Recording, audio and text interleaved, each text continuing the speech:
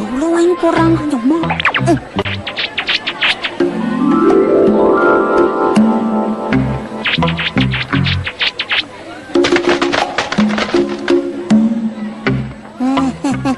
என்ன சார் இதெல்லாம்?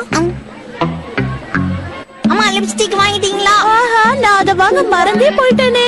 இப்பவே எடுத்துறேன் அப்படின்னு சொல்லவே நினைச்சியா? என்ன இவ்வளவு வாங்கிருக்கீங்க? அம்மா அதெல்லாம் வாங்க வேணாமா, வச்சிருங்க. அமைதியா இரு ஷின்சான். நான் ஷாப்பிங் வந்திருக்கோன்னு சொன்னேன்ல. அம்மா சொன்னா கேளுங்க, வச்சிருங்க. இந்த மாதிரி சேட்டை பண்ணனா வாங்கி தரணும்னு நினைச்ச ஸ்நாக்ஸ் வாங்கி தர மாட்டேன்.